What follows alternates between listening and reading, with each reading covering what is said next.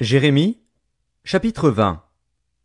Pashur, fils d'Imer, sacrificateur et inspecteur en chef dans la maison de l'Éternel, entendit Jérémie qui prophétisait ces choses. Et Pashur frappa Jérémie, le prophète, et le mit dans la prison qui était à la porte supérieure de Benjamin, dans la maison de l'Éternel. Mais le lendemain, Pashur fit sortir Jérémie de prison. Et Jérémie lui dit, « Ce n'est pas le nom de Pashur que l'Éternel te donne, c'est celui de Magor Missabib. Car ainsi parle l'Éternel, voici, je te livrerai à la terreur, toi et tous tes amis. Ils tomberont par l'épée de leurs ennemis, et tes yeux le verront. Je livrerai aussi tout Juda entre les mains du roi de Babylone, qui les emmènera captifs à Babylone et les frappera de l'épée. Je livrerai toutes les richesses de cette ville, tout le produit de son travail, tout ce qu'elle a de précieux. Je livrerai tous les trésors des rois de Juda entre les mains de leurs ennemis, qui les pilleront, les enlèveront et les transporteront à Babylone. Et toi, Pashur, et tous ceux qui demeurent dans ta maison, vous irez en captivité. Tu iras à Babylone, et là tu mourras, et là tu seras enterré, toi et tous tes amis auxquels tu as prophétisé le mensonge. Tu m'as persuadé, Éternel, et je me suis laissé persuader. Tu m'as saisi, tu m'as vaincu. Et je suis chaque jour un objet de raillerie. Tout le monde se moque de moi.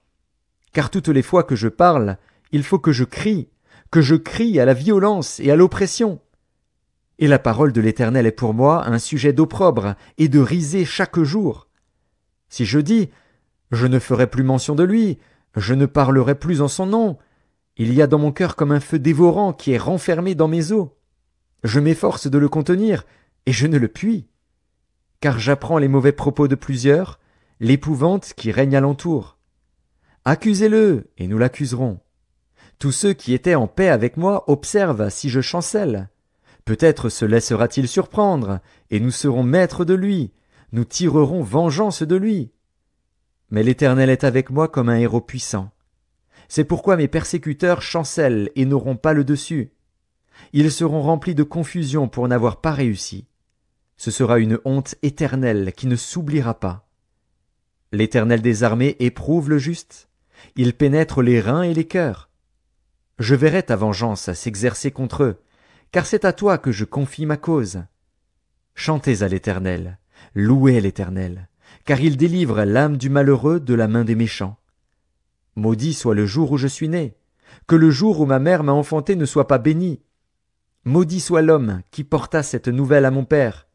Il t'est né un enfant mâle, et qui le combla de joie.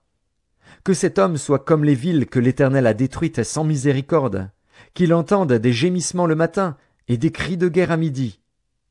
Que ne m'a-t-on fait mourir dans le sein de ma mère? Que ne m'a-t-elle servi de tombeau? Que n'est-elle restée éternellement enceinte? Pourquoi suis-je sorti du sein maternel pour voir la souffrance et la douleur, et pour consumer mes jours dans la honte?